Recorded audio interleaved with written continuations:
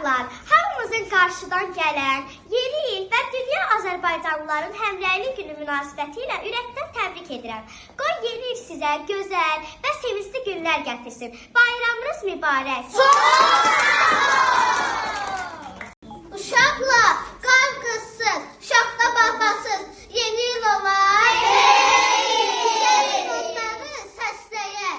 Şaxta baba, şaxta can, hardasan bu vaxta can.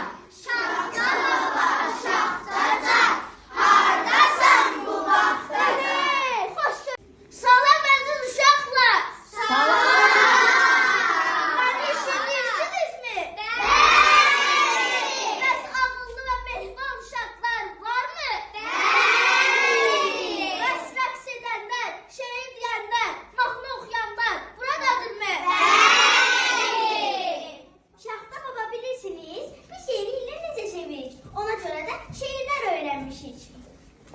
Şaxta baba, biz sizin üçün rəqs hazırlamışıq. Sizi səbirsizliklə gözləyirdik. Şaxta baba, biz hər zaman mehriban və mərhəmətli uşaqlarıq. Aferin sizə!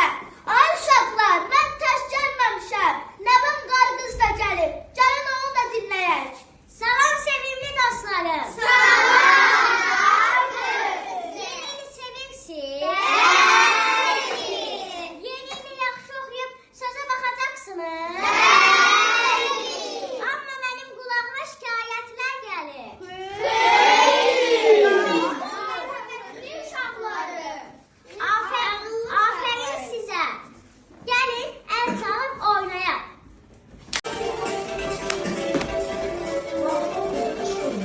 Şaxta bilirsən, sən necə sevirik, sən sevirik, sən gözəlik. Şaxta bilirsən, sən necə sevirik, sən sevirik, sən gözəlik. Ay şaxta baba, sən danışır qara, bir-biri gəlir qara, qartıqlı oyna baba.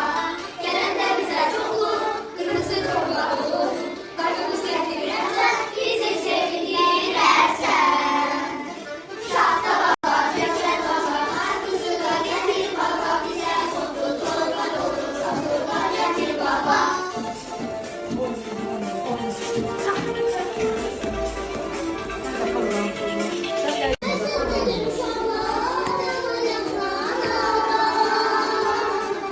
Ama ki şaxta baba, həsədən başlıqlara, bir-biri gəlir qara, qartıqlı oyna baba. Gələndə bizə çoxlu, qırmızı torbalı olur, qartımız gətirirsən, bizi sevindirərsən. Şaxta baba, gətir baba, qartısı da gətir baba, bizə çoxlu torba olur, çoxlu da gətir baba. Şaxta baba, gətir baba, qartısı da gətir baba, bizə çoxlu torba olur, çoxlu da gətir baba.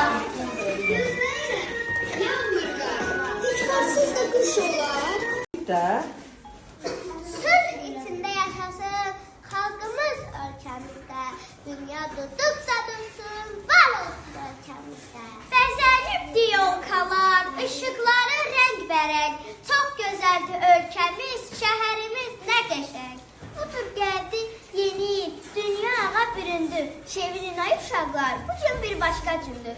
Təzə il gəlsin elə obaya, arzu söyləyək şaxta babaya. Bayramınız mübarək. Aha, indi qulaq.